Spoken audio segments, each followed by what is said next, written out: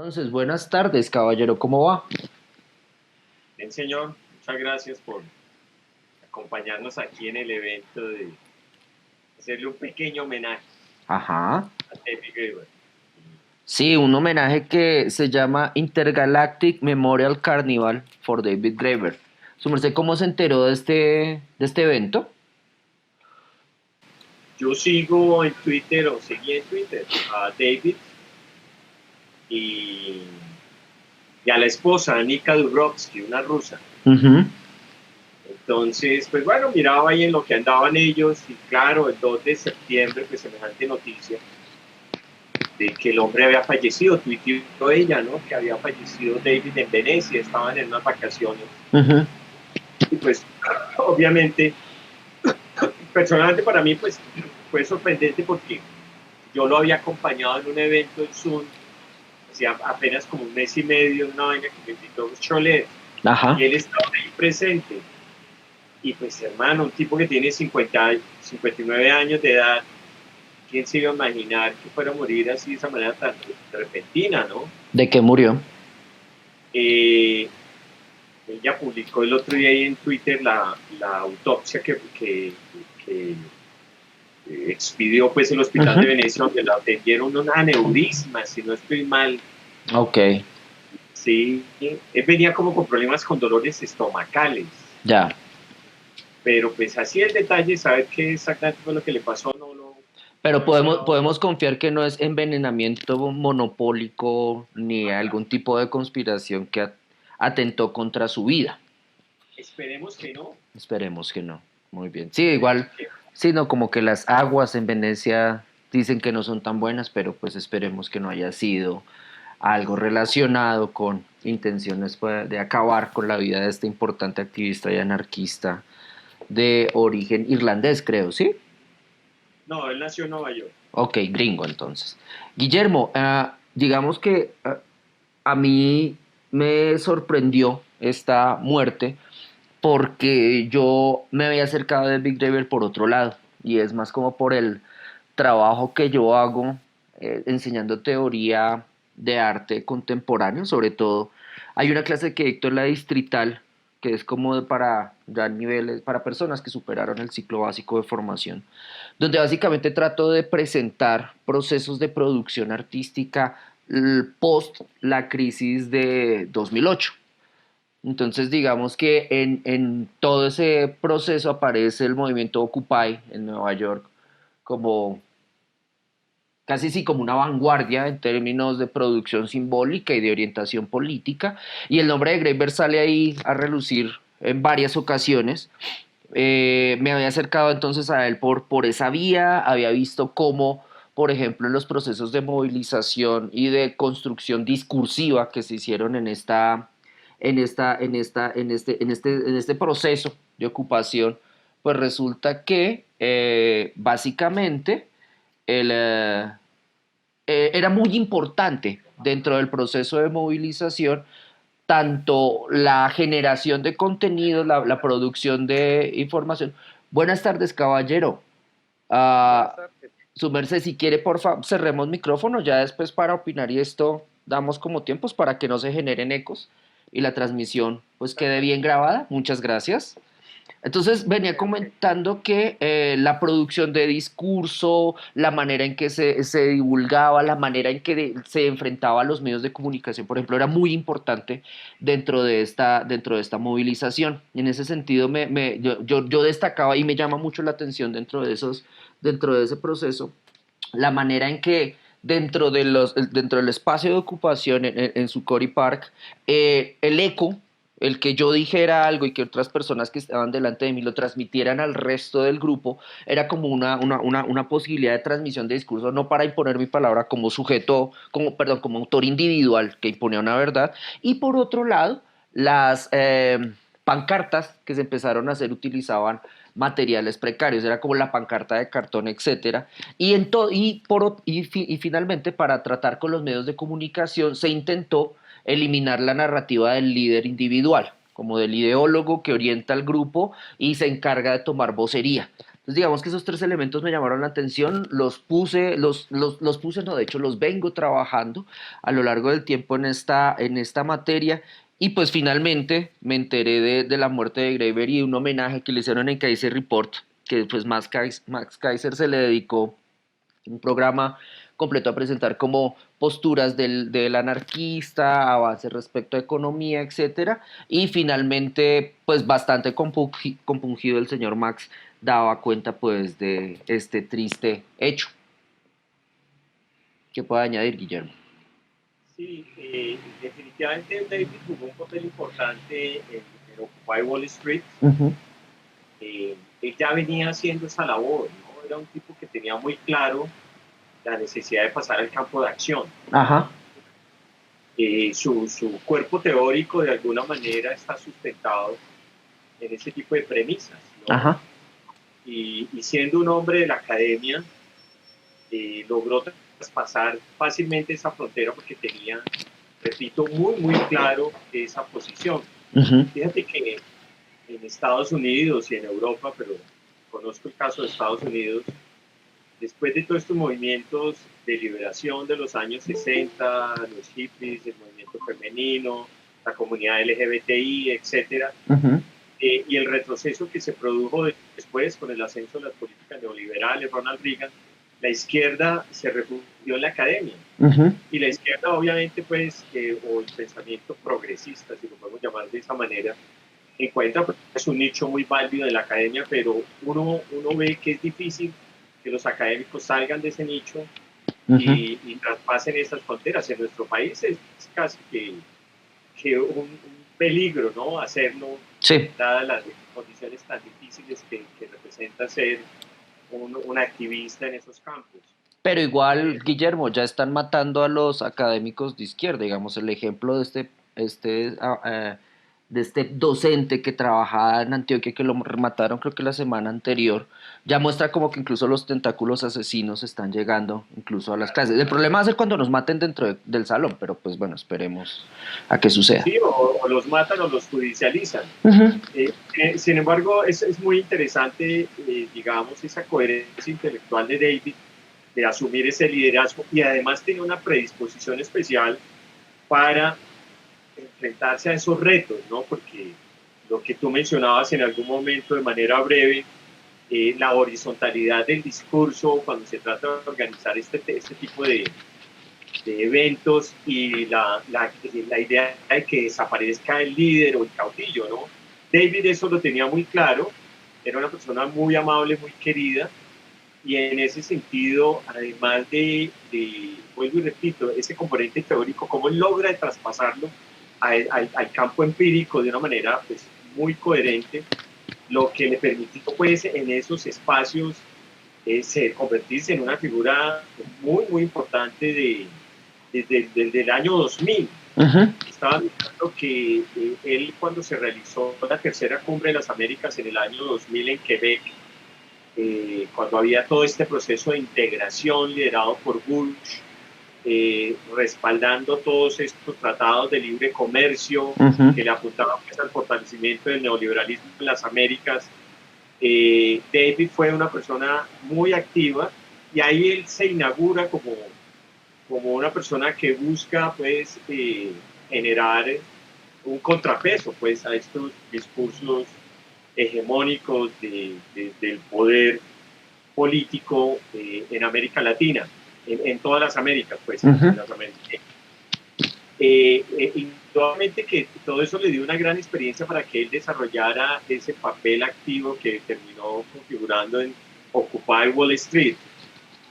Ok. No conozco ¿Qué? y tengo pues ganas de revisar a profundidad ese papel que él jugó ya leyendo sobre el terreno, la experiencia que él nos transmite, y hay un libro muy interesante, que ahora lo vamos a Ajá. reseñar, en donde él cuenta precisamente eso y me parece, digamos, en este momento para nosotros que estamos saliendo del tema de la pandemia, que hay una olla a presión ahí detenida, la necesidad pues de la sociedad colombiana de salir a protestar, cómo se está eh, atacando pues la protesta social en nuestro país, porque fíjate que incluso esas últimas libertades que le quedan al ciudadano de tomarse el derecho a salir a protestar a Ujú, la vía pública, incluso eso nos lo están negando aquí en Colombia, ¿no? ujú, Y, y de pronto esas experiencias de David pueden ser muy interesantes para nuestro campo. No lo vuelvo y repito, no lo conozco mucho por ese lado. ujú, La experiencia con él fue a través de un libro que estaba leyendo hace unos años, las 10 tesis, las 9.5 tesis de este crítico Ben Davis, y él me ujú. lo referenció en la bibliografía, en algunos de los capítulos del libro, y me llamó la atención ese título de Economía Alternativa a la Deuda, y por casualidad, pues a los pocos días estaba en una biblioteca y había ese último libro de él, una versión en español de Deuda, inmediatamente lo compré y a partir de ahí empecé a conocer a David. Me pareció muy, muy interesante, es un libro fascinante, Ujú, pero fíjate que pues el hecho de considerar que él estaba vivo, como que uno se da la oportunidad de poner en stand-by toda esta producción bibliográfica, pues uno no le da prioridad en la medida ujú. que sabe que la persona está viva, que él está produciendo información y que él está ahí. Y a raíz de su muerte, yo he vuelto a retomar sus documentos para esta charla, empecé a revisar sus libros y encuentro un potencial enorme, enorme en este personaje para entender no solamente, digamos, procesos personales que yo vivo en el tema del arte, etcétera, sino,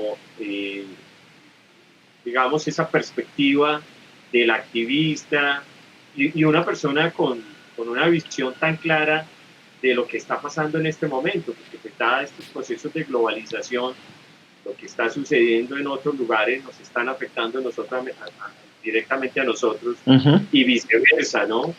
Entonces, en ese orden de ideas me parece que es una figura muy, muy oportuna y su muerte revitaliza muchísimo, muchísimo su producción.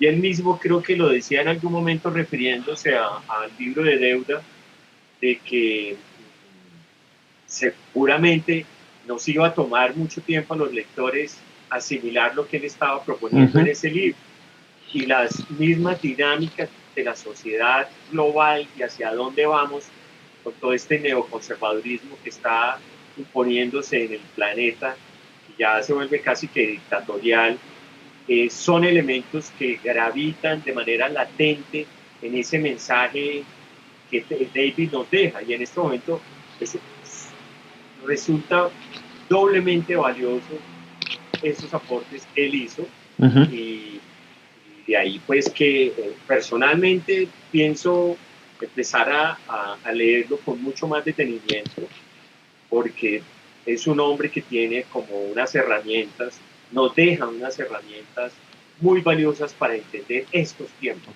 Ok, Guillermo, entonces mientras su merced prepara la presentación, si quiere vaya porfa compartiendo pantalla. Le comento a las personas que están conectadas y a quienes de aquí en el futuro cercano consulten esta grabación. El libro, el PDF del libro en deuda está subido en el link donde anunciábamos este evento, el Intergalactic Memorial Carnival por David Graeber. Ah, y también pueden encontrar, me enteré ayer, en la Librería Nacional pueden encontrar el libro Trabajos de Mierda, que es una investigación que también establece este anarquista y antropólogo, donde él básicamente lo que desea hacer es reflexionar en torno a trabajos que el capitalismo tardío está permitiendo que existan, que no son existencialmente significativos, pero que su existencia garantiza la continuidad del modelo económico. Por ejemplo, digamos, para que noten dos tipos de trabajo de mierda, de los cinco que analiza Graeber en este libro, que, insisto, valdría la pena que lo empezaran a buscar y lo consultaran. En deuda no se consiguen las librerías bogotanas, tengo mis impresiones respecto a por qué será, pero en el caso de trabajos de mierda, uno de esos trabajos de mierda que él señala es el de, por ejemplo, las personas que trabajan en call centers que básicamente lo que hacen es pasar quejas de un punto a otro en torno a una cadena burocrática donde la solución no es la respuesta. Y en segunda instancia, otro es el de los bouncers, que por ejemplo podrían ser como escoltas, sujetos que impiden acceso a ciertos espacios, personas que están en ese cargo simplemente para dar cuenta de que detrás de la puerta que ellos están vigilando hay una jerarquía y esa jerarquía es para el ciudadano común y corriente. Ni siquiera quiero recurrir a ese tópico, sino al del ciudadano que no puede acceder allí, simplemente esa puerta en términos de su infranqueabilidad determina una noción respecto a dónde está el poder. Poniéndolo en términos de bogotano promedio, es como el que nos impide llegar a hablar con el dueño del letrero. Entonces, pues ya estamos viendo la presentación de Guillermo. Guillermo, ¿no se ve el PowerPoint, su merced? Si puede, porfa, compartirlo en pantalla completa. ¿Ya se ve? Ahora sí se ve, perfecto. Entonces, yo voy a quitar mi cámara para mejorar la condición de la conexión, ¿vale? Y cierro micrófono también. Entonces, quedamos listos, ¿no? Sí, hágale, Guillermo, de una. Bueno, buenas tardes. Bienvenidos a este pequeño homenaje que queremos rendirle a David Graeber. Esta es una invitación que proviene de su esposa Nika Dubrovsky y un grupo de sus amigos para reunirnos alrededor de todo el mundo en un carnaval que será nuestro homenaje a nuestro querido e inolvidable David Graeber, que nos dejó tan inesperadamente. David era un gato, tenía 9 vidas y en cada vida unos 100 amigos.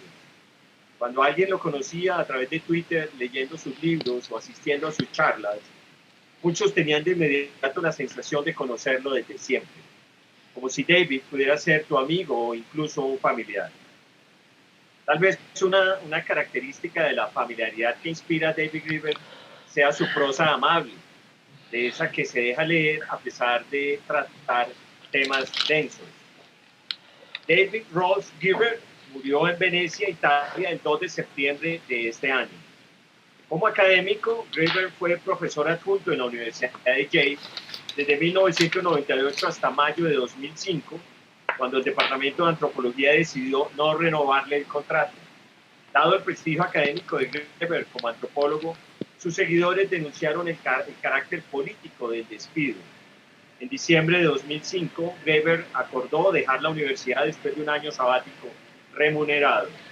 Como activista, Graeber fue partícipe de las protestas antiglobalización en contra del Foro Económico Mundial en Nueva York en 2002 y fue uno de los primeros organizadores de Occupy Wall Street. Para conocer mejor su vida y obra, hagamos un breve repaso por su extensa producción bibliográfica. El primero en ser publicado, el libro fue Toward Anthropological Theory of Value, 2001. En parte, dice él, mi homenaje a uno de mis maestros más inspiradores en Chicago, Terry Turner, según palabras del mismo autor. Este libro, hacia una teoría antropológica del valor, presenta un enfoque innovador acerca de uno de los conceptos más discutidos en la antropología, la economía y las ciencias sociales, el valor. Con gran erudición etnográfica, David Graeber renueva la vitalidad de obras clásicas como las de Karl Marx y Marcel Mauss y revisa exhaustivamente los trabajos de Arjuna Padurai, Nancy Mune, Terence Turner, Louis Duman, Marshall Chalins y Maril Strater, entre otros. En este libro propone entender el valor como la importancia de las acciones, es decir, reconocer la capacidad de acción de los individuos y no solo el producto de ellas. Perdón, Guillermo, deme un momento. Su merced dama, bienvenida a este evento, porfa, para evitar que se generen ecos y como que no se escuche lo que se está diciendo, porfis, si puede, gracias, bajar el micrófono. Vale, Guillermo. En este libro, David propone entender el valor como la importancia de las acciones, es decir, reconocer la capacidad de acción de los individuos y no solo el producto de ellas. Esta propuesta permite desplazar el foco de atención hacia la capacidad de generación de valor que posee el intercambio y ampliar el horizonte de análisis hacia nuevas perspectivas simbólicas y materiales del mismo. Así, logra recobrar los conceptos de don e intercambio desarrollados por Mauss para articularlos con la idea propuesta por Marx de que el valor de un objeto radica en el trabajo humano que lo produjo. Del mismo modo, se nutre del aporte de Turner, en tanto que retoma la teoría del valor-trabajo para su análisis antropológico y recupera la proposición de Mill de que el valor emerge a partir de la acción de las personas. Síntesis exhaustiva de las teorías económicas, políticas y culturales del valor, contribución extraordinaria a los debates de las ciencias sociales sobre el tema, es también una obra clave para pensar la teoría en un sentido práctico y comprometido con la realidad. En palabras del autor, representa un intento de comenzar a imaginar cómo sería en realidad una ciencia social humanística, que por serlo, no abandone todo lo que hay de genuinamente valioso en la noción de ciencia. Cada vez que haya la versión en español, pues ahí aparece una figura pequeña también del libro. O sea, este libro se consigue en el Fondo de Cultura Económica. Posteriormente, más tarde, cuando otro ex mentor inspirador, Marshall Sahlins, publicó una serie de folletos y me pidió, dice David, que contribuyera con un volumen, escribió un librito titulado Fragmentos de una antropología anarquista, que desde entonces me ha condenado a ser referido como el antropólogo anarquista, a pesar de que el libro sostiene en gran medida que la antropología anarquista no existe y probablemente no podría existir realmente. Graeber sostiene que la antropología es particularmente bien posicionada como una comunidad académica que puede mirar en toda la gama de las sociedades humanas y las organizaciones para estudiar, analizar y catalogar estructuras sociales económicas alternativas en todo el mundo. Y lo que es más importante, presentar estas alternativas al mundo. El anarquismo ha tenido y tiene poca presencia en el ámbito académico, a diferencia del marxismo. Esto se debe en gran medida a que el anarquismo ha estado siempre más interesado por la práctica que por las disquisiciones teóricas. No ha sido nunca la pretensión del anarquismo adelantar un modelo futuro a aplicar, pero sí ser fiel en los medios a los fines perseguidos. De ahí la indiscutible influencia de las ideas libertarias en las prácticas y modos de organización de los movimientos críticos con la globalización capitalista. Al anarquismo siempre se le ha acusado de falta de solidez teórica, a lo que David responde: más que una gran teoría, podríamos decir que lo que le falta al anarquismo es una base teórica, un mecanismo para confrontar los problemas reales e inmediatos que emergen de todo proyecto de transformación.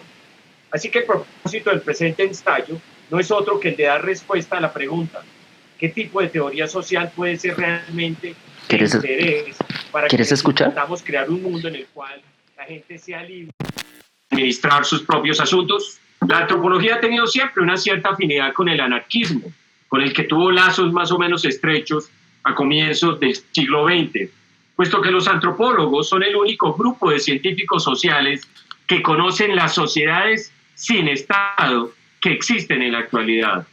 Muchos han vivido en zonas del mundo donde los estados han dejado de funcionar o al menos han desaparecido temporalmente y donde la gente se organiza de forma autónoma. La antropología dispone de unas herramientas y de un saber que puede resultar de un gran valor para asentar las bases de un proyecto de transformación social cada día más urgente. Graeber realizó una amplia labor antropológica sobre Madagascar, enorme nación insular frente a la costa sureste de África, lo que le permitió escribir su tesis doctoral, que se titulaba El desastroso calvario de 1987, Memoria y violencia en Madagascar rural, sobre la continuación de la división social entre los descendientes de los nobles y de los descendientes de antiguos esclavos. Este doctorado lo obtuvo en la Universidad de Chicago. Entonces, a partir de ahí, produjo lo que realmente fue su primer libro, que David tituló Lost People, Pueblos Perdidos, una etnografía de Betafo, Aribo Nimamo, una comunidad en Madagascar dividida entre descendientes de nobles y esclavos, como ya se dijo, y en palabras de David, todavía creo que es mi mejor libro, porque en realidad está coescrito por todos los personajes, personajes en todo el sentido del término, que lo habitan. Es un intento por una etnografía verdaderamente dialógica, pero como resultado es un poco largo, por lo que tardó una eternidad en publicarse. Fue escrito efectivamente en 1997, pero solo apareció 10 años después bajo el sello editorial de la Universidad de Indiana en septiembre de 2007. Los pueblos de Madagascar poseen una mezcla única de culturas asiáticas y africanas. La historia reciente refleja los continuos antagonismos que surgen del choque de creencias ancestrales y el cristianismo, de las divisiones de castas y de las relaciones de esclavitud. La isla, por tanto, es un campo predilecto para los antropólogos, algunos de los cuales, por ejemplo, Michael Lambeck, Gillian Freely Harnick y Sandra Evers, han combinado técnicas antropológicas e históricas para proporcionar una rica comprensión de aspectos de la historia reciente de la isla. David Graeber se propuso en este libro dilucidar la duradera y polémica historia de las relaciones con la esclavitud, examinando las raíces históricas del desafío finalmente exitoso de las personas de ascendencia esclava frente al poder económico, político y social de las personas de ascendencia libre en Betafo, un pequeño asentamiento cerca de la gran ciudad de Avironimamo, a unos 30 kilómetros al oeste de la ciudad capital de Antananarivo. Realmente fue el primer libro que él escribió, ¿no? Possibilities. En esta colección, Graeber revisa las preguntas planteadas en fragmentos de una antropología anarquista. Estos dos ensayos cubren los orígenes del capitalismo, la historia de los modales en las mesas europeas, las pociones de amor y el género en la Madagascar rural, la fenomenología de los títeres gigantes en las protestas callejeras y mucho más. Su objetivo, explorar la naturaleza del poder social y las formas que la resistencia ha tomado o podría tomar en el futuro. También, dice David, escribió una amplia etnografía de acción directa, llamada Acción Directa, una etnografía, que casi nadie lee, dice Graeber. En este libro, él realiza el primer estudio etnográfico detallado del movimiento por la justicia global. El estudio de caso en el Centro de Acción Directa es la organización y los eventos que llevaron a una de las protestas masivas más dramáticas y militantes de los últimos años contra la Cumbre de las Américas en la ciudad de Quebec, en Canadá. Escrito en un estilo claro y accesible, con un mínimo de jerga académica, este estudio lleva a los lectores detrás de escena de un movimiento que ha cambiado los términos del debate sobre las relaciones del poder mundial, desde conversaciones informales en cafeterías hasta grandes reuniones de planificación del Consejo de Portavoces y acciones callejeras bañadas de gases lacrimógenos. Graeber pinta un cuadro vívido y fascinante. En el camino aborda temas de profundo interés para los antropólogos: estructura y proceso de la reunión, lenguaje, simbolismo y representación, los rituales específicos de la cultura activista y mucho más. Partiendo del presupuesto de que cuando se trata de posibilidades de transformación global y formas políticas emergentes, una perspectiva desinteresada y objetiva es imposible. Graeber escribe como académico y activista. Al mismo tiempo, su experimento en la aplicación de métodos etnográficos a importantes eventos políticos en curso es una contribución seria y única al campo de la antropología, así como una investigación sobre las implicaciones políticas de la antropología. Un libro, dice David, que todo el mundo parece haber leído. Este libro fue ganador del premio Bread and Roses para publicaciones radicales en 2012. Todo libro de economía hace la misma aseveración. El dinero se inventó para dar solución a la complejidad creciente de los sistemas de trueque. Esta versión de la historia tiene un grave problema. No hay evidencia alguna que la sustente. Graeber, uno de los antropólogos más reputados del mundo, expone una historia alternativa a la aparición del dinero y los mercados y analiza cómo la deuda ha pasado de ser una obligación económica a una obligación moral. Desde el inicio de los primeros imperios agrarios, los humanos han usado elaborados sistemas de crédito para vender y comprar bienes. antes incluso de la invención de la moneda. Es hoy, transcurridos 5.000 años, cuando por primera vez nos encontramos ante una sociedad dividida entre deudores y acreedores, con instituciones erigidas con la voluntad única de proteger a los prestamistas. A la estela de la gran crisis que padecemos, se hace imprescindible analizar la naturaleza de la deuda, el dinero y las instituciones financieras que tienen el destino del mundo en sus manos, desmontar ideas encastradas en nuestra conciencia colectiva y superarlas, conociendo cuál es la verdadera historia de la economía o lo que es lo mismo, de la relación del ser humano con el dinero. Al margen, por supuesto, de mitos como el trueque o de postulados que tienen más de ideológico que de histórico. En Deuda es una crónica fascinante, pertinente y brillante que viene a poner luz sobre el debate más importante que ha tenido lugar en los últimos años. Más adelante nos detenemos un poquito en este libro, que es un libro muy, muy importante para entender el pensamiento de David. Revolutions in Reverse dice que la reseña, pues que el capitalismo tal como lo conocemos parece estar desmoronándose, pero a medida que las instituciones financieras se tambalean y se derrumban, no existe una alternativa obvia. Hay buenas razones para creer que en una generación más o menos el capitalismo ya no existirá. Esa es una predicción de David. Por la sencilla razón de que es imposible mantener un motor de crecimiento perpetuo para siempre en un planeta finito. Sin embargo, ante esta perspectiva, la reacción instintiva a menudo es aferrarse a lo que existe, porque simplemente no pueden imaginar una alternativa que no sea aún más opresiva y destructiva. La imaginación política parece haber llegado a un punto muerto. ¿O lo tienen?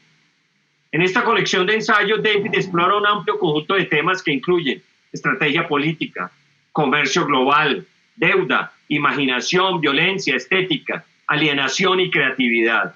Escritos a raíz del movimiento antiglobalización y el auge de la guerra contra el terror, estos ensayos examinan el panorama político en busca de signos de esperanza en lugares inesperados. Más adelante también reseño un artículo de este libro en donde me interesa, dado el contexto en el que estamos, el campo del arte, darles a conocer un poco las perspectivas que tiene David sobre el arte, las cuales son igualmente muy interesantes. Este libro no trata solo del movimiento Occupy en sí, sino de la posibilidad de una democracia real en Estados Unidos y la apertura de la imaginación radical que Occupy permitió, dice la reseña tomada directamente de la página de David Graeber. El libro cuenta básicamente lo que sucedió, ¿no? De viva voz de David, en un lenguaje muy sencillo, muy relajado de entenderse, lo que pasó en Occupy Wall Street, ¿no? Es un replanteamiento audaz de la idea política más poderosa del mundo, la democracia, y la historia de cómo la democracia radical puede transformar a Estados Unidos. La democracia ha sido la religión estadounidense desde antes de la revolución, desde los ayuntamientos de la Nueva Inglaterra hasta la democracia multicultural de los barcos piratas del Atlántico. Pero ¿puede realmente llamarse democrático nuestro sistema político actual, uno que parece responder solo a los más ricos y deja a la mayoría de los estadounidenses sintiéndose desconectados, sin voz y sin derechos? Y si las herramientas de nuestra democracia no están funcionando para resolver las crisis crecientes que enfrentamos, ¿cómo podemos nosotros, los ciudadanos promedio, hacer que ocurra el cambio? Graeber, uno de los académicos activistas más influyentes de su generación, lleva a los lectores a un viaje a través de la idea de democracia, reorientando provocativamente nuestra comprensión de los momentos históricos cruciales y extrae sus lecciones para hoy desde el nacimiento de la democracia ateniense y la fundación de los Estados Unidos de América a las revoluciones globales del siglo XX y al surgimiento de una nueva generación de activistas. Detrás de todo esto hay un argumento contundente de que frente a la riqueza y el poder cada vez más concentrados en este país, una democracia revitalizada y reconcebida, basada en el consenso, la igualdad y la participación amplia, puede proporcionarnos la sociedad justa, libre y equitativa que queremos. El proyecto Democracia cuenta la historia de la resistencia del espíritu democrático y la adaptabilidad de la idea democrática. Ofrece una nueva visión de la historia vital y un apasionado argumento de que la democracia radical es, más que nunca, nuestra mejor esperanza. Este libro se pregunta sobre cuál es el origen de ese afán por regular, imponer normas y burocratizar todos y cada uno de los aspectos de nuestra vida. Y lo más importante, hasta qué punto nos arruina la existencia toda esa cantidad de formularios, procedimientos y documentación, no solo en lo público, también en el trabajo y en la vida privada. Para responder a estas preguntas, Graeber pone el foco sobre las distintas formas en que la burocracia se inmiscuye en nuestro día a día y revela hasta qué punto llega a determinar nuestras vidas. Un interminable y abominable papeleo que anula la creatividad y consume gran parte del tiempo. Tanto en la antropología como en la imaginación popular, los reyes son figuras de fascinación e intriga, héroes o tiranos en formas que los presidentes y primeros ministros nunca pueden llegar a ser.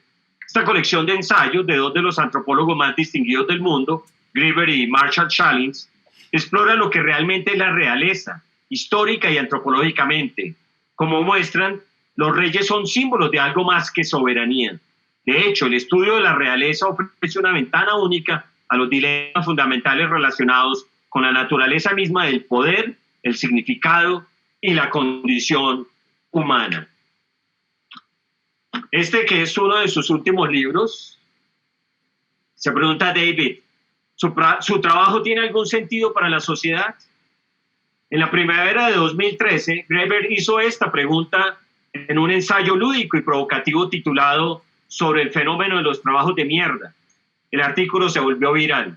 Después de 1 millón de visitas en línea en 17 idiomas diferentes, la gente sigue debatiendo la respuesta. Hay millones de personas, consultores de recursos humanos, coordinadores de comunicación, investigadores de telemarketing, abogados corporativos, cuyos trabajos son inútiles. Y ellos lo saben. Estas personas están atrapadas en unos trabajos de mierda. Olvídese de Piketty y de Marx. Es Graeber, uno de los antropólogos y activistas más influyentes del momento, quien dice alto y claro que muchas de las tareas que se realizan en una economía de esclavos asalariados son una forma de empleo tan carente de sentido, tan innecesaria o tan perniciosa que ni siquiera el propio trabajador es capaz de justificar su existencia. Y pese a ello, se siente obligado a fingir que no es así. La crítica social que persigue el libro es sólida y aguda, especialmente cuando introduce categorías tan refinadas como los trabajos chapuza, que realizan determinados empleados para, por ejemplo, mantener en funcionamiento máquinas viejas y ahorrarle a la empresa la compra de nueva maquinaria. No deja de tener su lógica, ya que, como dijo Orwell, una población que está ocupada trabajando, aunque sea en tareas totalmente inútiles, no tiene tiempo para hacer mucho más. Y ahí que, como concluye Graeber, lo que tengamos sea una mierda permanente. Aquí hay un video, dura 3 minutos, no sé si tengamos tiempo para verlo, mejor continuamos, Guillermo. Hagámoslo, de hecho, compártalo porfa y tenemos en cuenta si se escucha o no, porque con estas transmisiones a veces no se suele escuchar, entonces lancémoslo si se puede escuchar, no hay problema, si no yo le digo para que modifiquemos la presentación, ¿vale? Sí, es un video donde mismo David habla, porque es muy importante la aclaración de que le hace que una cosa son trabajos chimbos y otra cosa es trabajos de mierda. Vamos a ver si la conexión no lo permite.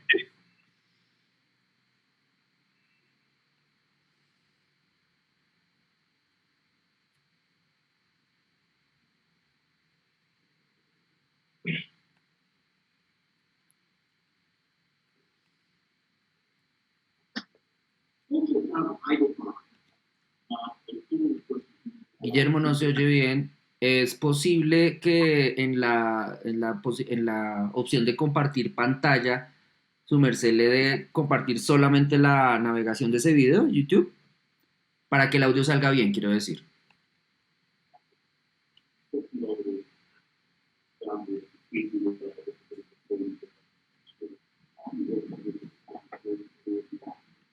No, no se oye bien, Guillermo. ¿Tú qué me recomiendas que haga? Que mire la opción de compartir pantalla. Si le permite compartir solamente la ventana de YouTube para que el video salga mejor. Si no, pues hagámoslo otra vez. Si no, su merced, porfa, compártanos por el chat el link del video, pues para que las personas conectadas lo copien y lo miren después, ¿vale? Sí, me da miedo que nos enredamos, entonces más bien lo comparto ahora más tarde. Hágale su merced. Entonces, lo manda por el chat, listo. Bueno, perfecto. Vale. Sigamos entonces. Un momento que creo que quedó encendido el video.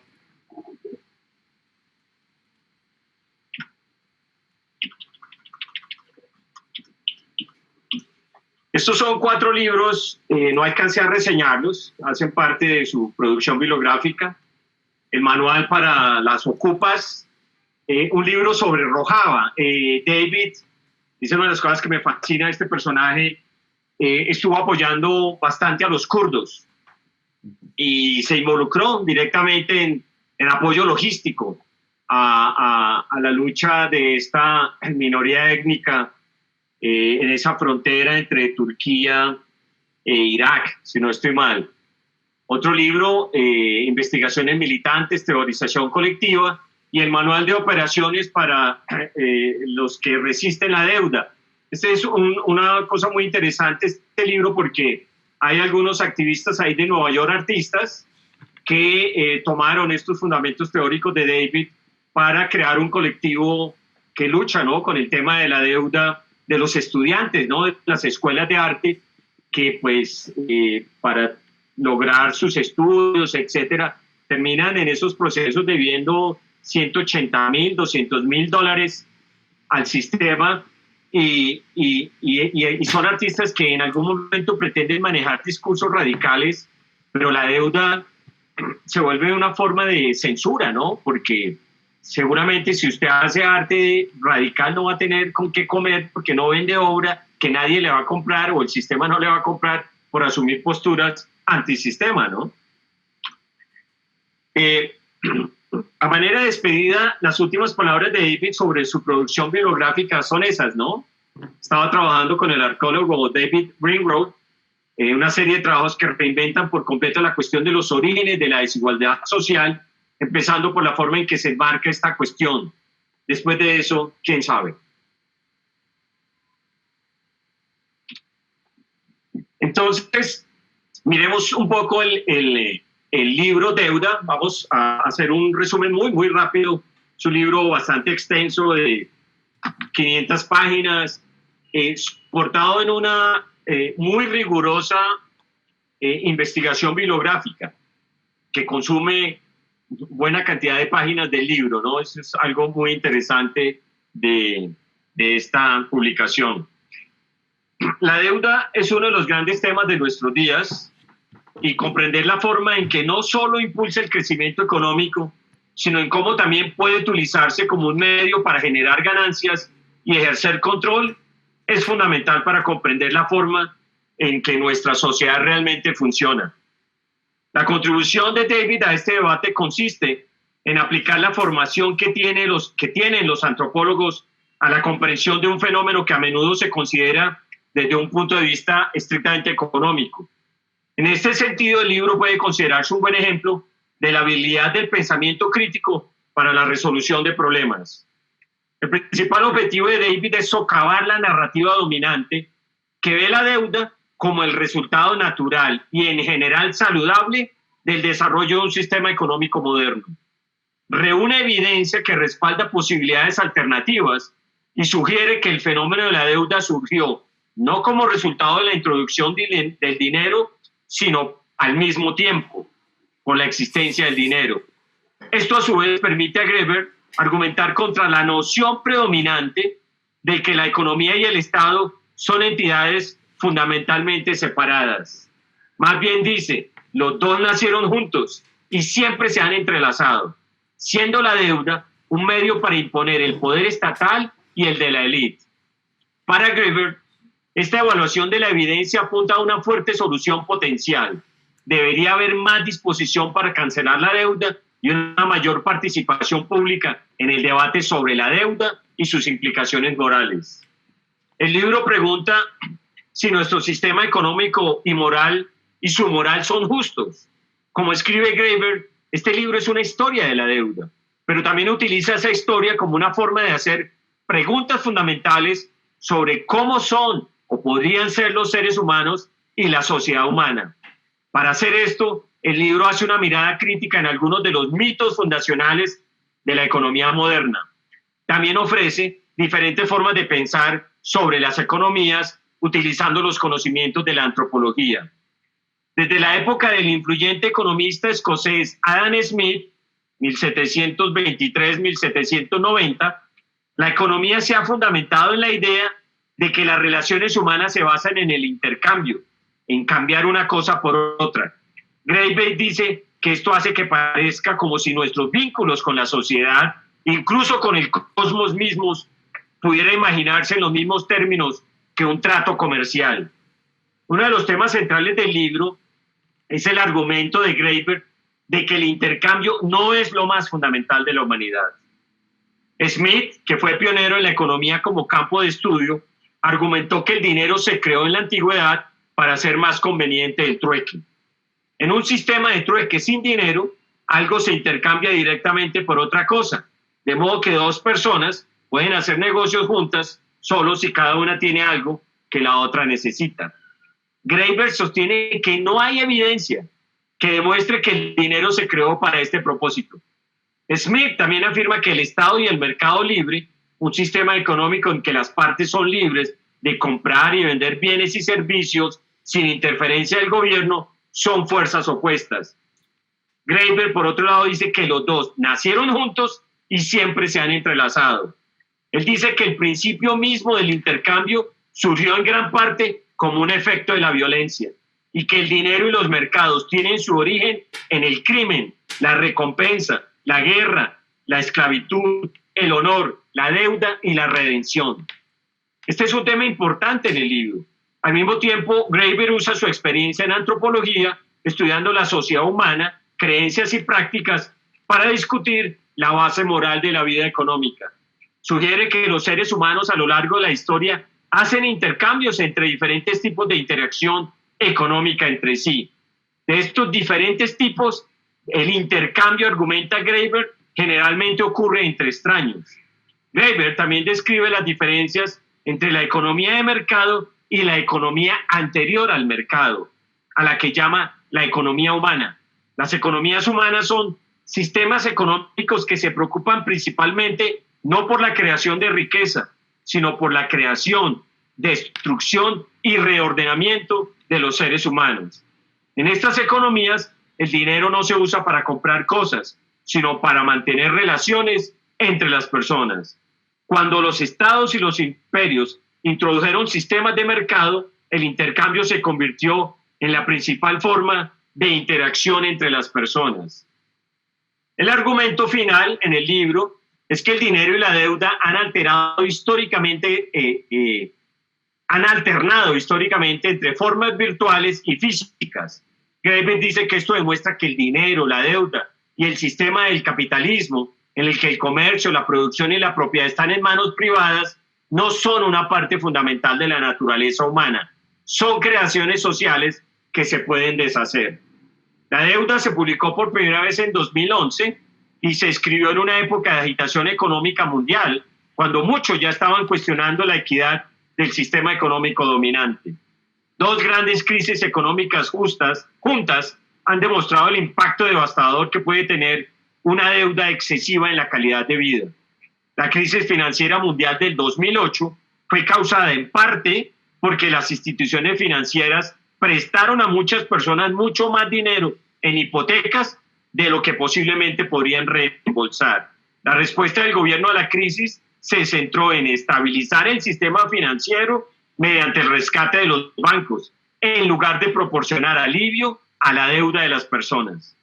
En la actual crisis de la deuda europea, las naciones del sur de Europa, que han pedido prestado enormes cantidades de dinero, están siendo presionadas para reducir sus presupuestos nacionales a favor de reembolsar préstamos a países e instituciones más ricos. Estos recortes presupuestarios han provocado enormes consecuencias políticas al empeorar los problemas del desempleo y la pobreza generalizados, cuestiones que han llevado a algunos a cuestionar las suposiciones sobre la justicia y la deuda. El libro de Graeber proporciona un marco para pensar sobre estos temas. Cree que sus argumentos solo serán más relevantes en los próximos años. Hay muy buenas razones para creer que en una generación más o menos el capitalismo mismo ya no existirá. Graeber ve que el libro señala el camino hacia esta realidad futura. Insta a los lectores a creer que pueden jugar un papel en la determinación del futuro del sistema.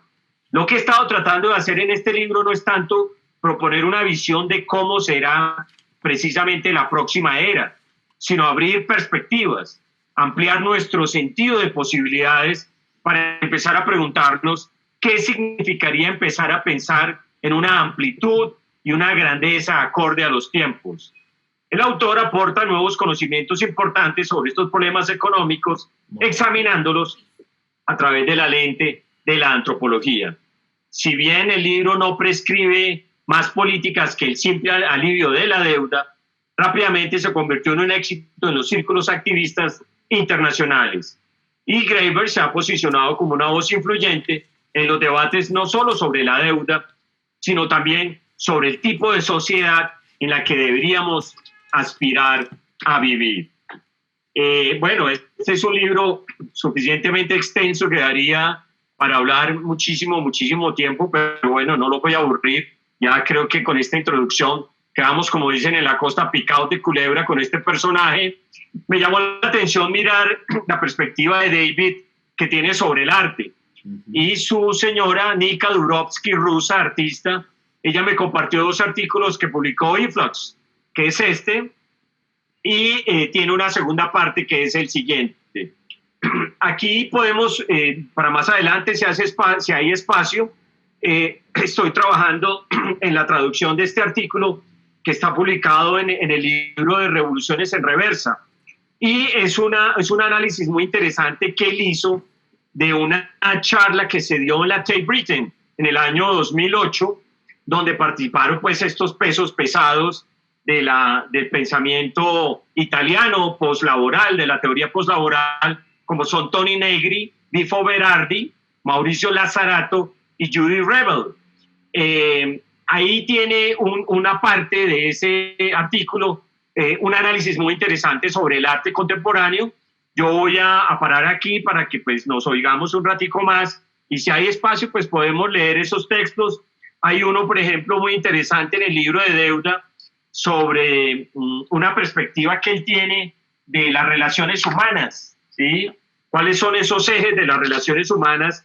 Dice que a lo largo de este capítulo voy a proponer una manera rápida y no muy elaborada de explorar las principales posibilidades, proponiendo la existencia de 3 principios morales fundamentales en los que se basan las relaciones económicas, principios que se dan en todas las sociedades humanas y que llamaré comunismo, jerarquía e intercambio. Y ese capítulo de comunismo es muy interesante porque pues uno nombra la palabra comunismo y todo el mundo se manda la mano al cinto, y él dice que hay muchísimas prácticas diarias, cotidianas, que representan expresiones comunistas, de trabajar juntos, de trabajar en equipo, cosas así por el estilo, y es un relato muy interesante, pero igual, repito, por el momento pues paro acá y conversamos más bien, ¿no? Vale, Guillermo, entonces su merced, porfa, si nos deja de compartir pantalla. Gracias.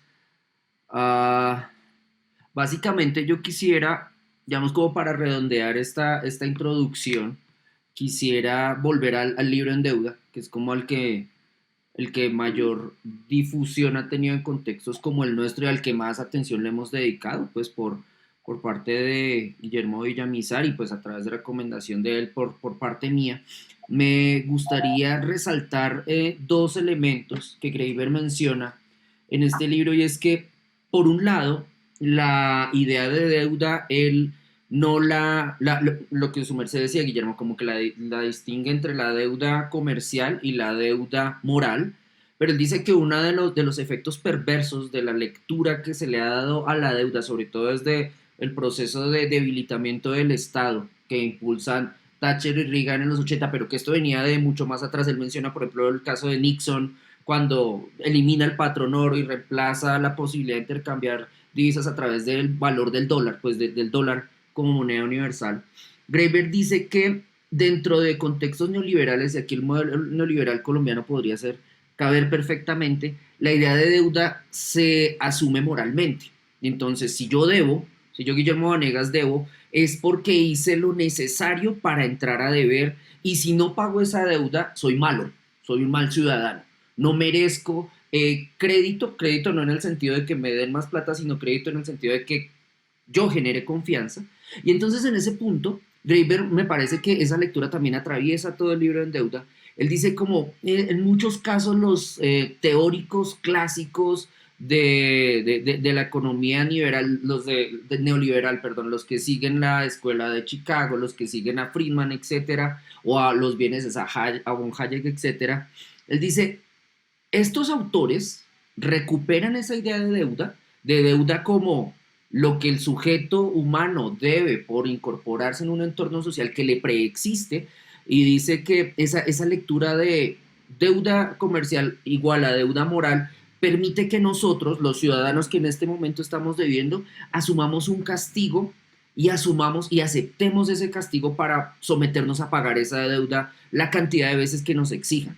Entonces digamos que ahí él lo menciona, no le dedica tanta atención, pero sí lo menciona de pasada, sobre todo en los capítulos iniciales, habla como de la deuda, lo que vendría a ser una deuda justa, ¿no? ¿Cuántas veces debo pagar un préstamo?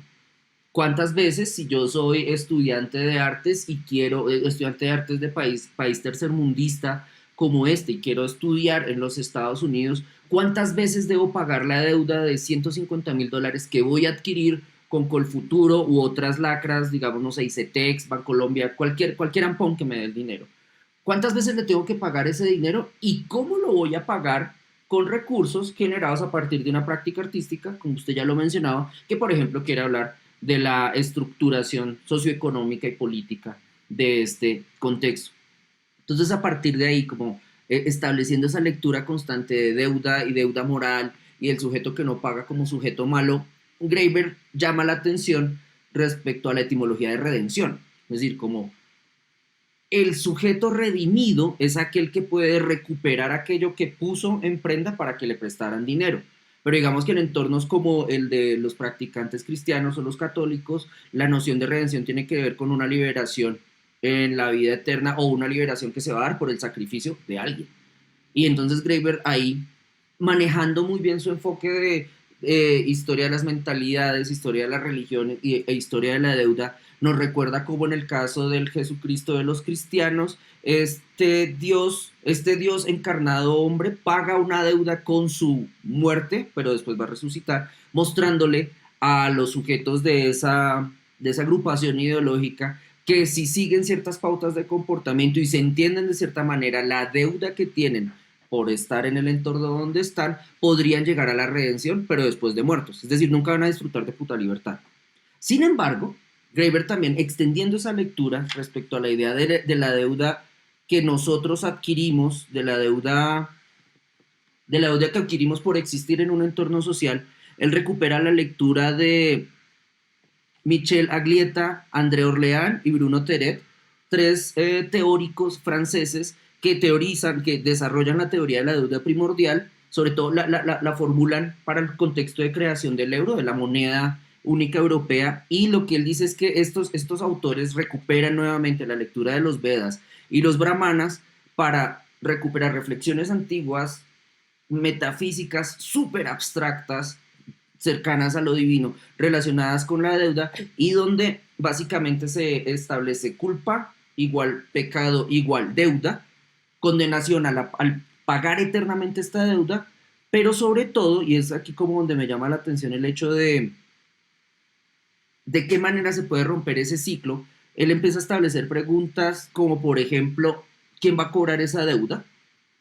Que en ese caso lo que usted menciona, la figura del Estado como un entorno policivo que es el encargado de defender el respeto de los contratos y atacar a quienes no respetan esos contratos o no pagan esa deuda, él añade una pregunta que es muy, muy importante y es como una pregunta respecto al egocentrismo del sujeto que considera que está endeudado. Él dice, soy tan vanidoso como para creer que mi simple existencia en este contexto ya merezca una deuda para toda mi vida. Es decir, ¿valgo tanto? ¿O vale tanto el que yo estoy inmerso en esta cultura? Entonces me parece súper importante como la cantidad de derivas que puede tener esa reflexión respecto a la producción de arte contemporáneo, porque permite en muchos casos que, y eso su merced lo ha resaltado, Guillermo, en varias oportunidades, sobre todo en textos que ha traducido, etcétera, permite al productor visual entender que en el contexto en el que se encuentra puede o no pagar una deuda. Bueno, no hablemos del estudiante de privada que le tocó endeudarse para pagar, no sé, los 18 millones de pesos que le piden por el semestre en los Andes, sino más en términos como de una deuda a nivel social. Este productor de artes visuales en un contexto tan problemático como el colombiano, si leyera de manera diferente, si fuera capaz de separar deuda comercial de deuda moral o de deuda social, podría entender su modo de actuar en el contexto en el que se localiza, no solamente viéndose obligado a producir objetos. Es decir, no paga su deuda como artista dentro del contexto colombiano, haciendo objetos que otros van a revender para ponerlos en circulación y a partir de ahí recibir recursos, sino que perfectamente puede plantear otro tipo de acciones donde ya no la generación del objeto, sino el establecimiento de relaciones puedan fortalecer otro tipo de intercambios sociales, por ejemplo, entre comunidades diferentes, académicas y activistas de base, por decir cualquier cosa, y a partir de ahí, de los resultados que se den, se entiende de manera diferente el pago de esa deuda. Ya no es doy objetos para que me den plata, sino colaboro, facilito o me inmiscuyo en la construcción de relaciones que permitan generar condiciones de vida. Creo que, y esto ya lo veo como a nivel como de perspectiva teórica, creo que también la manera como Graeber maneja la noción de deuda a lo largo de 5.000 años de historia podría aplicarse perfectamente a la idea de financiación de las artes en un contexto como el nuestro, o más, de manera más amplia, la financiación de las artes en modelos de Estado neoliberal. ¿Por qué? Volvería entonces a las preguntas estructurales, ¿no? ¿Por qué financiar la producción de arte por parte del Estado o de entes privados? ¿Cómo se paga esa financiación? ¿De dónde saldrían los recursos, por ejemplo? Y en tercera instancia, ¿qué sería financiable de la producción del arte? Digamos que si se establecieran esas tres preguntas a largo plazo, yo estaba pensando después de dar una clase, de introducir y tratar de introducir este autor en la universidad, me quedaba pensando como, qué bueno sería establecer una lectura de producción de arte contemporáneo en Colombia durante regímenes, por ejemplo, durante el gobierno de Juan Manuel Santos, cuando la retórica de la producción de hechos simbólicos y tratado de paz iban de la mano. Qué bueno sería preguntar en ese sentido, perdón, introducir en ese sentido la noción de deuda, como quién paga ese tipo de obras, para qué se financian, qué tipo de interrelación logran producir o si no lo producen también. Y en ese sentido también pensaba como qué bueno también traer esa misma ecuación, la planteada por Graeber, pues la que yo derivo a partir de los planteamientos de Graeber respecto a pues el fiasco que estamos viviendo, pero que igual estamos condenados a vivirlo pues durante el gobierno ahorita de Álvaro Uribe 4 y después cuando la gente vote por Paloma Valencia otros 8 años más, pues mientras se sostiene el modelo del Centro Democrático y el modelo de política cultural del Centro Democrático que denominan economía naranja, ¿cómo se pueden intercalar esos valores respecto a la financiación de arte, financiación con recursos provenientes de dónde y financiación hasta qué nivel? Yo lo dejaría ahí, Guillermo, no sé si su merced quiere añadir algo o si dejamos que las personas asistentes intervengan. Eh, Tengo algunas cosas porque pues me parece que su análisis da para hablar, son varios frentes los que usted toca, pero me gustaría, si hay preguntas o algún tipo de intervención, oírlas primero y tratar de encadenarnos ahí en una discusión un poquito más comunal, ¿no? Vale, entonces, quien quiera hablar, por favor, a su micrófono y bien pueda.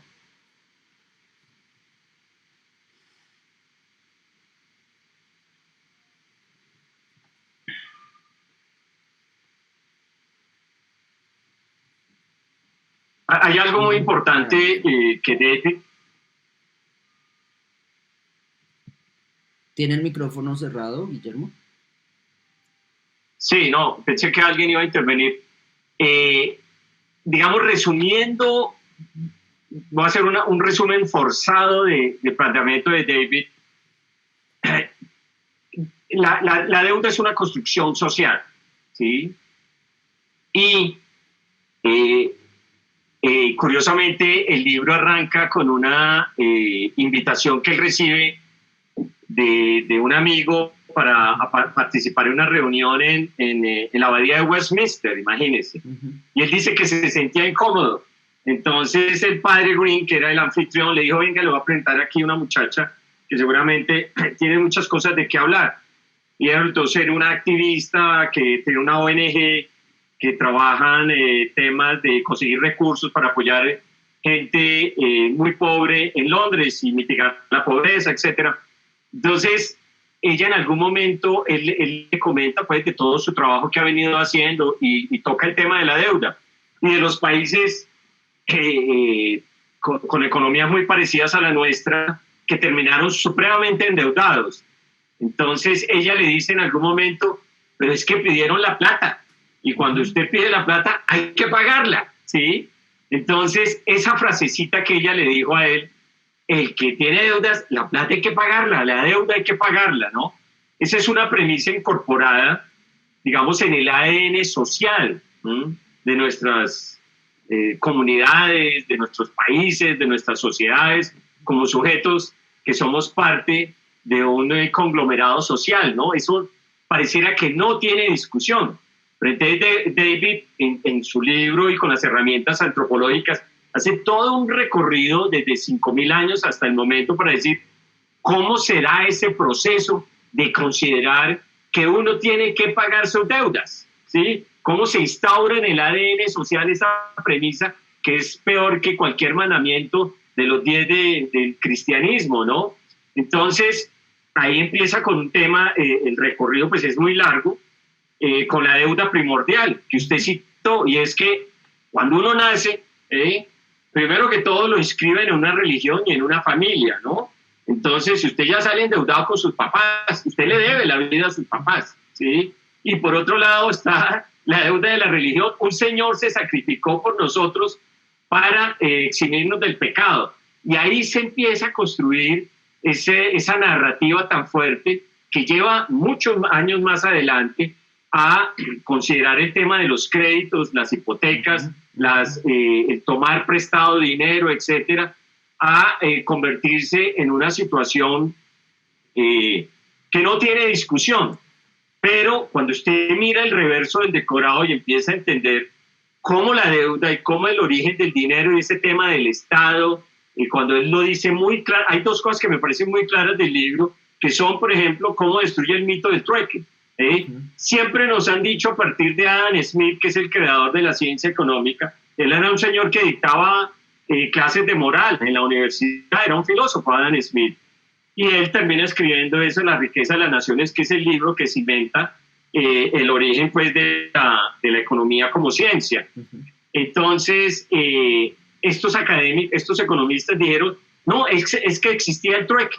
Entonces la gente intercambiaba cosas, es que es una condición natural de los seres humanos intercambiar. Ya el lenguaje es un intercambio, usted da, usted ofrece, el otro le da, en fin, y a partir de ahí se genera una cosmología del intercambio, de las relaciones, todo está dominado por eso. Y aparecieron, usted tenía carne y yo tenía flechas, entonces ¡prum! Allá nos dimos, pero como en un momento dado yo no encontraba el que necesitaba la carne, entonces se necesitó una cosa que fuera en común para todos y se apareció el dinero.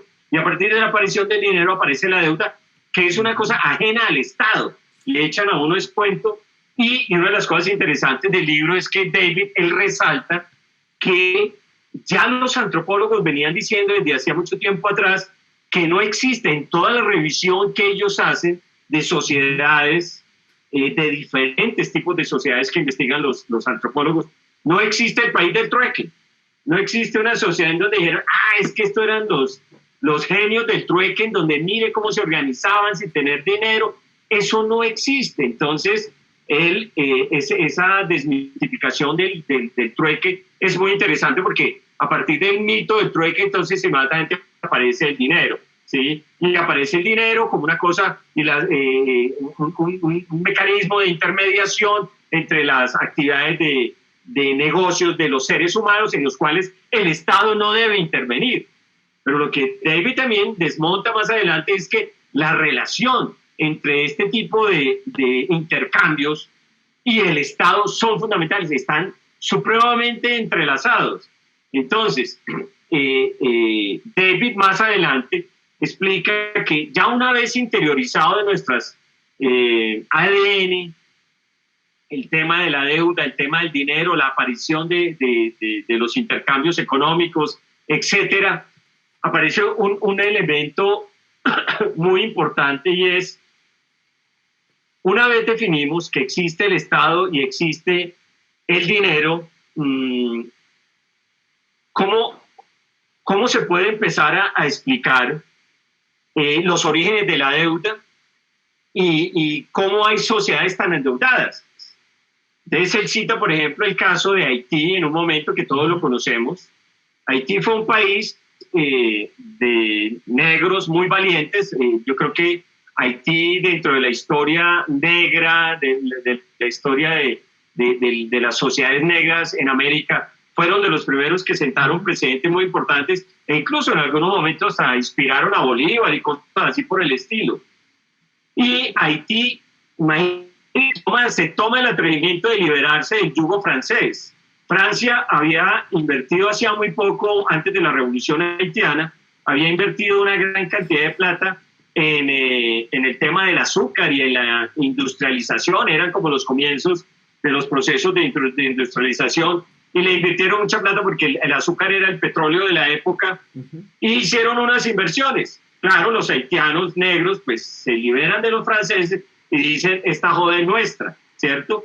Y Francia, Napoleón y toda esa vaina les dice a los haitianos, ustedes me deben un poco de plata porque yo invertí allá en molinos, en trapiches para procesar la caña, etcétera, papá. Y le pone una deuda terrible a los haitianos. Es una deuda que hoy en día, póngales, no sé, 80 mil millones de dólares, ¿sí? Y esa deuda hoy en día los haitianos la siguen pagando, ¿sí? Entonces, cuando empiezan los años 70, los más recientes problemas de deuda internacional que hay, fue cuando la OPEP en los años 70 tenía muchísima plata. Los países petroleros tenían mucha plata en el Chase Manhattan y en Lehman Brothers y los grandes bancos norteamericanos y europeos, especialmente norteamericanos, y dijeron, ¿qué hacemos con tanta plata? Pues hay que ir a prestar. Les mandaron emisarios por todo el mundo, en países, por ejemplo, en América Latina, gobernados por dictadores, ¿sí? Pinochet, Videla, Brasil, bueno, en fin, Colombia también entra en esa colada, y resulta que ofrecían dinero a manos llenas y con unos intereses muy bajos. Tome, es que no sabemos qué, tome ahí 15, 10 mil millones de dólares, 5 mil, y nos los presta, nos los paga ahí como cuando quiera, y con unos intereses muy bajos. Y a medida que fueron pasando los años, esta desafectación del dólar norteamericano al oro, que se rompen los acuerdos de Bretton Woods, y entonces Nixon, pues, para financiar la guerra de Vietnam, los norteamericanos a partir de los años, mire, el pico dorado del capitalismo termina como en la época de Nixon, ¿sí? Y los Estados Unidos, para financiar su imperio, pues necesitan empezar a emitir muchos bonos de deuda, en fin, es una historia muy larga, pero el asunto es que esa deuda de esos países que asimilaron en su momento que mucha plata de esa terminó directamente en los bolsillos de los dictadores, la asimilaron esos países, y después empezaron a subirle las tasas de interés, y hoy en día Colombia, por ejemplo, se acerca, creo, a los 150 mil millones de dólares de deuda. Creo que oía una noticia de que se han sacado 10 toneladas de oro para pagar supuestamente el problema de la pandemia, etcétera. ¿Y eso qué implicación directa tiene sobre nuestras sociedades? ¿Sí? El recorte de proyectos en salud, aparece el FMI como el policía mundial, que es el chepito internacional que le quiebra las piernas al que no pague, en fin. Ese tema de la deuda, pero fíjese curiosamente, cuando ocurre la gran quiebra que se presenta en el 2008, Lehman Brothers, todos los grandes bancos que estaban metidos en esa burbuja hipotecaria, quiebran. ¿Quién los sale a salvar? El Estado norteamericano, pero no sale a salvar a los pequeños deudores que los metieron en esa vaca loca de decir, Presco, tome la hipoteca de la casa, yo se la presto sin ningún problema, y se crearon unos mecanismos, unos modelos financieros muy sofisticados. La sofisticación del manejo de activos, o de pasivos más bien, de déficits, ¿sí? Se volvió una rentabilidad increíble para los chicos de Wall Street, ¿sí? Y eso terminó explotando. ¿Y qué hizo el gobierno norteamericano? Salir fue una actitud muy comunista. Yo me acuerdo de una portada de la revista Time en donde pintaban a Obama como una especie de Karl Marx, ¿sí? ¿Qué le tocó hacer Obama y qué le tocó hacer el Estado, ¿sí? Esos que tanto critican la intervención del Estado en la economía, etcétera. Ahí se reveló esa gran mentira que existe, que la economía tiene que ir por un lado y el Estado por otro lado, porque pues se terminó constituyendo y que si el Estado no salía, o sea, el sistema norteamericano a endeudarse, a emitir bonos de guerra, bonos del tesoro, dinero que pues nunca van a pagar los norteamericanos. ¿Sí? Guillermo, yo le quería preguntar, teniendo como en cuenta esa lectura que usted hace a largo plazo, usted iba a hablar respecto a esos efectos que tendría como el análisis de esta condición en la producción del campo artístico, que pueda añadir como respecto a esto. Pues hay un texto que alguna vez compartí en Esfera Pública en un video que fue escrito por Noah Fisher. Noah Fisher pues, es un amigo muy querido, muy joven, muy brillante, muy cercano a David Graeber, porque Noah y Graeber trabajaron muy de cerca en Occupy Wall Street. Noah Fisher es uno de esos convencidos que hay que salir a la calle. Yo debo confesar que yo soy gallina para salir a la calle, ¿sí? He salido a la calle por otros mecanismos más discretos de participación social con el tema del asbesto, pero ya la manifestación y todo, Noah es un rey en eso. Esa creación de marionetas, de las pancartas, de toda serie de mecanismos que desde el arte se aportan y generan riqueza a las manifestaciones. Noah escribió un artículo muy interesante que con claridad le responde a la pregunta que usted me está haciendo, porque ¿cómo está construida la pirámide del arte en este momento, cierto? Al menos en Nueva York, y cuando uno revisa curiosamente estos ejemplos de Estados Unidos, que alguno me tildará de neocolonialista o de eurocentrista, etcétera, pero a mí me parece que nosotros casi que somos una colonia de los Estados Unidos como país, ¿cierto? Eso que pasa allá tiene una influencia enorme sobre lo que nosotros vivimos, porque nuestra élite política, económica, replica los modelos norteamericanos. Cuando usted revisa las élites colombianas, todos ellos han estudiado en las 8 universidades que hacen parte de la Ivy League, ¿sí? Y están muy imbuidos, y eso es lo que se replica en nuestro país. Lo que plantea en el discurso Noah se replica a una pequeña escala en nuestro país, ¿sí? Y es esa pirámide que existe de unos pocos artistas que triunfan, una gran cantidad de artistas que quedan por fuera del sistema, pero que sin embargo se convierten en la materia oscura, que es el discurso de Greg Cholet, que también hace parte de este combo junto con Graeber y Noah Fisher, y hay una cantidad de gente que estamos por fuera del sistema, ¿sí? Hay dos cosas, o entendemos que el sistema no nos va a brindar los espacios para que nosotros sigamos ejerciendo eso que se llama autonomía del artista frente a la sociedad. Es decir, yo hago la obra que a mí me gusta, critico lo que yo quiera y tengo el derecho de que me exhiban. Eso no existe. Eso está desapareciendo, ¿no? Y precisamente Noah Fisher lo cita muy bien en el texto, porque él dice, mire, en Estados Unidos sucede una cosa muy curiosa. Los artistas se rebuscan la plata, clase media alta, bueno, clase media o clase, en fin, ahí hay unas estratificaciones, pero la gente busca estudiar. Hace su cosa ahí, es el MBA y el BA y todas esas cosas en Estados Unidos, pero usted se educa en una dieta marxista, casi, una dieta de crítica del sistema. Pero cuando usted sale, a usted le tiene un cheque el sistema diciendo, usted me debe a mí $150,000, ¿cómo me los va a pagar? ¿Sí? Y listo, con obra, haga su obra. Resulta que es que a mí esa obra no me gusta. A mí esa obra donde usted me critica a mí como banquero, como siendo parte de la élite social que le prestó la plata a usted. A mí no me interesa financiar esa obra. A mí me interesa que usted haga una obra que a mí me guste, que la pueda colgar en... Los coleccionistas se están volviendo productores de obra, ¿sí? Son una especie de Marcel Duchamp, dice en un texto que les quería leer de David Graeber. Entonces, esa es una paradoja que necesariamente tenemos que entender, ¿sí? Y el sistema está cargado de unas contradicciones enormes, enormes, que al menos deberíamos de tomarnos la molestia de identificarlas, y una vez las identificamos, una vez hagamos el diagnóstico, miramos qué hacemos. Obviamente, por ejemplo, dentro de un sistema como el nuestro, la participación del Estado como financiador de este tipo de actividades es fundamental. No somos una economía poderosa, no tenemos, cuando usted mira el sistema colombiano, por ejemplo, los coleccionistas, uno conoce mucha gente en Colombia que tiene recursos para comprar una obra que valga 10 millones de pesos, por decir algo. Pero la gente no está acostumbrada a invertir 10 millones de pesos. Y entre otras, ¿por qué? Porque no tenemos museos. A uno de chiquito, yo en Bucaramanga, me pregunto, ¿a mí de qué museo me llevaban en Bucaramanga como para establecer la afinidad y descubrir la importancia de visitar museos y todo esto que habla Pierre Bourdieu de la necesidad de que esto es un problema de educación? O sea, a uno le gusta el arte porque se lo enseñaron, no porque llegó el Espíritu Santo y me convirtió en un artista brillante que entiende cómo funcionan las cosas, etc.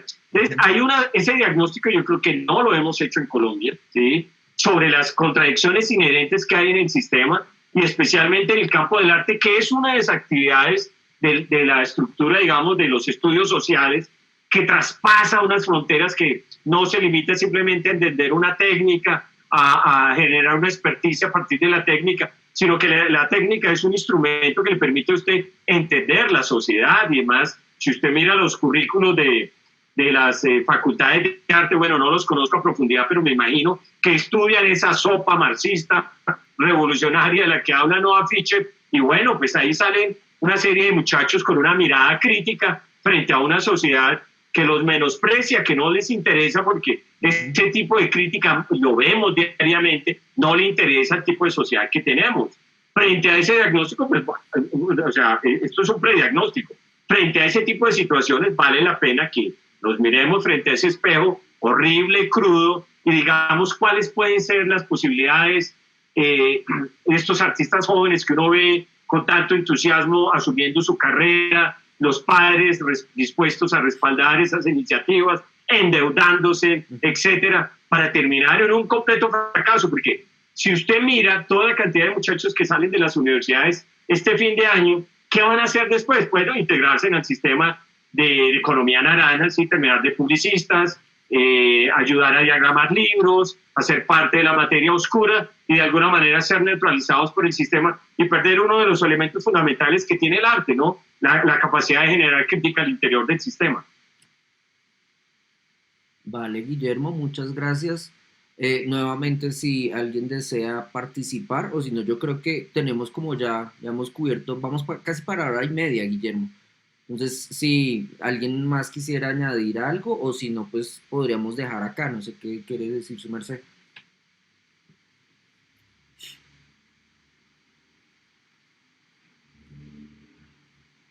Me gustaría oír al maestro Pertus, que está por ahí. Muchas gracias, no, yo aquí aprendiendo de ustedes, que son los que saben realmente. Muchas gracias. Estoy saboreando tus comentarios, Guillermo. De una u otra manera, ya lo debemos todo. Por eso hay precio por la muerte. Sí, Fernando, respecto a eso que menciona, es la primera vez que lo hago, seguramente lo haga mal, pero estoy grabando esta presentación en captura de pantalla para después poder subirla a YouTube y que la puedan consultar, pues porque Guillermo hizo una presentación de la bibliografía de David Graeber, donde sí, básicamente como que nos sugiere una serie de textos que podrían ayudarnos a entender de diferentes maneras el entorno socioeconómico en el que nos encontramos, las derivas autoritarias que para el caso nuestro tienen que ver, por ejemplo, con criminalización de protesta o endeudamiento masivo de capas jóvenes a despecho de que no tengan ni siquiera trabajos de mierda, sino que básicamente entren en una economía rarita de pseudoemprendimiento y precarización casi que estructural. Y finalmente eso que su merced menciona sobre el precio de la muerte, la manera en que se valora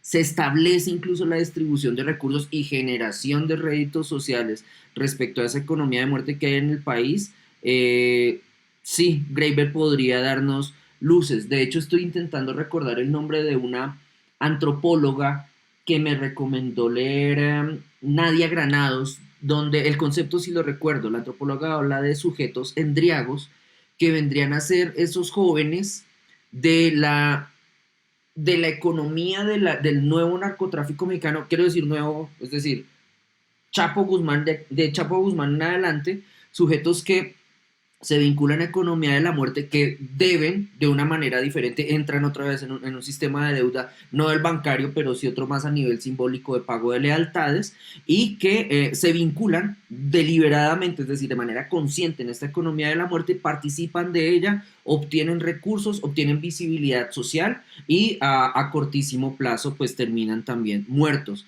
Me llama la atención porque es como una actualización un poco del modelo de que, lo que se dio en los 90 que sorprendió, pues cogió como por la puerta de atrás a los intelectuales colombianos, el modelo del joven sicario que cometía un delito sin importar las implicaciones de este, es decir, fuera un magnicidio, fuera un asesinato de un tendero de barrio, no le importaba, cobraba por el hecho, pero este joven sicario, a diferencia del sujeto endriago que recibe como una visibilización a nivel social, como un sujeto que ejerce su virilidad por medio de la violencia, del sicario de los 90, sobre todo como autorizado a partir de etnografías antioqueñas, este sujeto, pues concentradas en Medellín, más que antioqueñas, este sujeto lo que hace es más que recibir valoración social, es pasar que la deuda que adquieren los patronos con él, la paguen en la madre, entonces como dele dinero a mi mamá, sosténgala, etcétera, y recuerdo que si hacia los 90 eso de el análisis de esa economía de deuda y economía de muerte dio, por lo menos en el entorno psicoanalítico,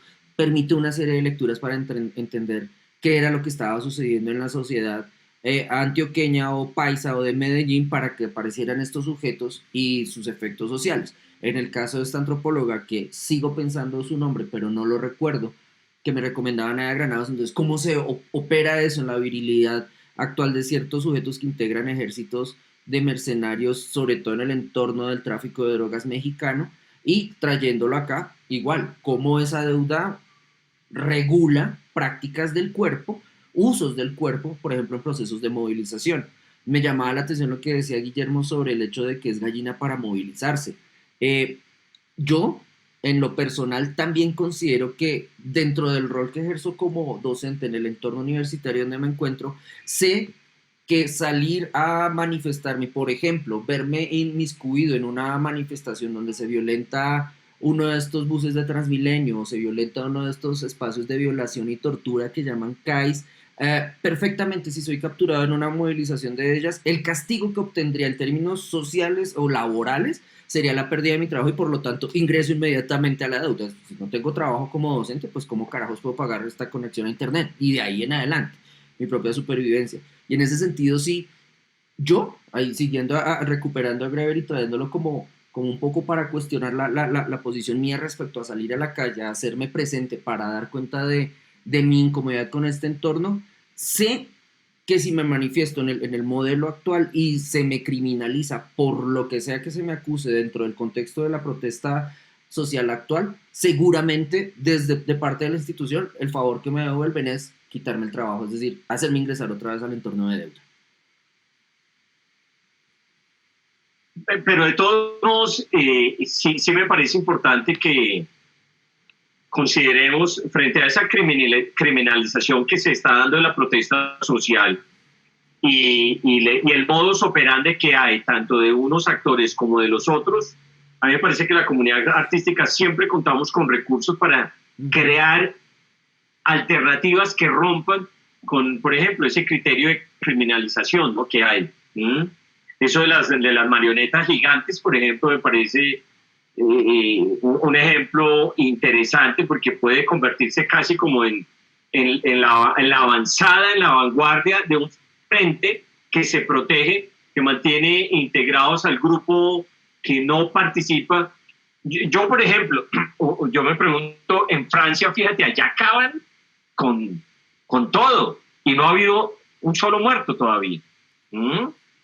Y los franceses saben de eso, de salir a protestar y todo eso, y allá nadie lo están vandalizando ni criminalizando porque rompió un semáforo, por eso la gente está molesta. Y además el Estado, ¿de qué se trata el Estado? Si no es que todos somos parte del Estado, todos somos un sujeto del Estado, y esos bienes públicos son nuestros también.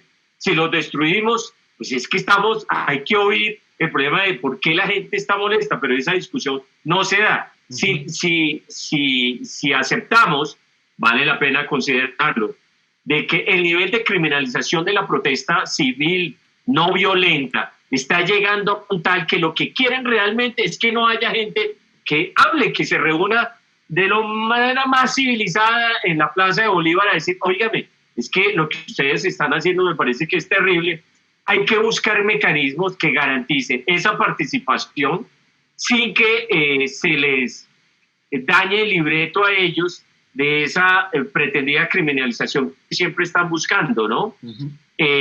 Lo que dice Fernando Pertús es completamente cierto. Él, con breves palabras, dijo todo, ¿sí? Es que estamos en una situación en la cual ya sencillamente hablar en contra del sistema, generar esa protesta civil no violenta, él tiene el precio de la muerte, ¿sí? Hoy hablaba con Edison Piñones, él estaba pues muy activo allá con la Minga, etcétera, y eso es dramático lo que está ocurriendo en nuestro país con el derecho pues legítimo a ejercer la crítica al sistema, ¿no?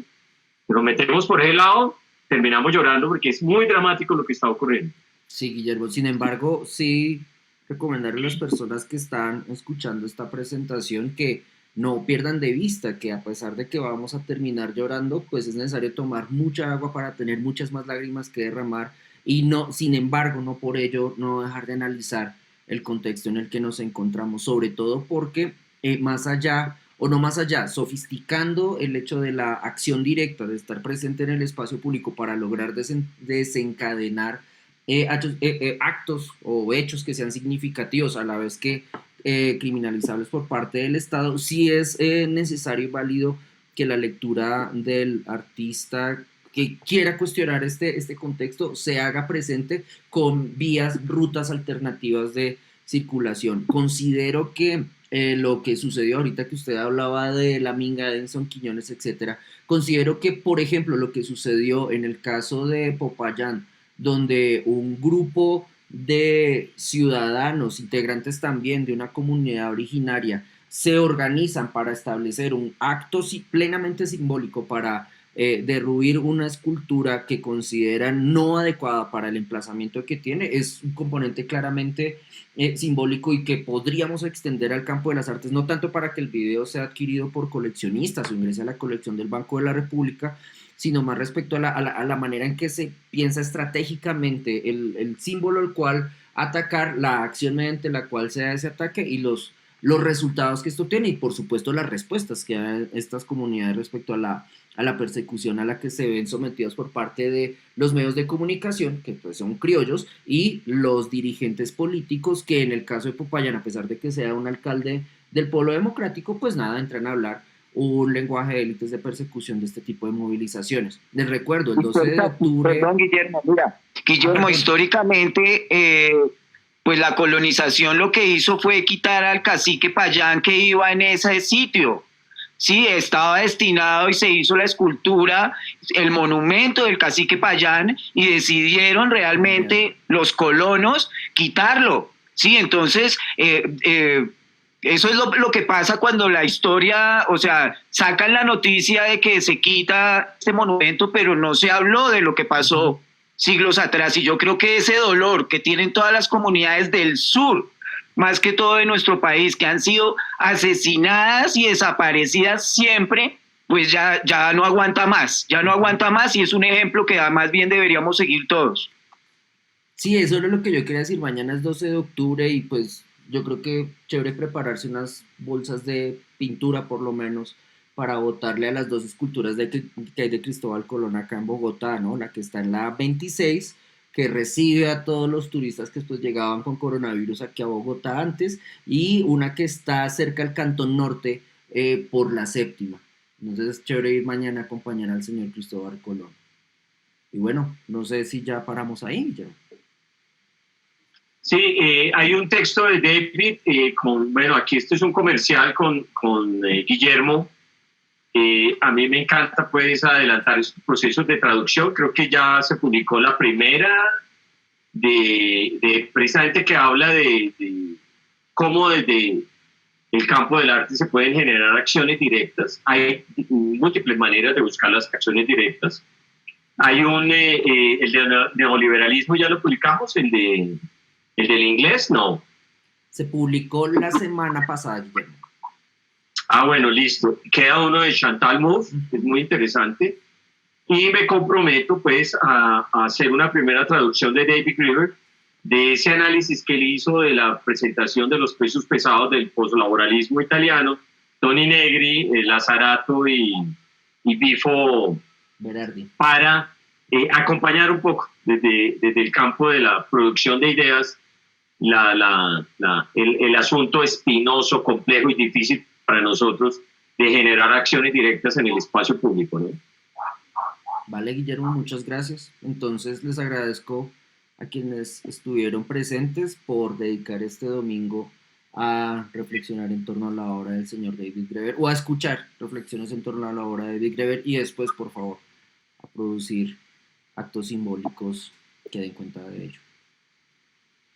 ¿Listo? Muchas gracias a todos. Que estén bien. Muchas gracias. Vale.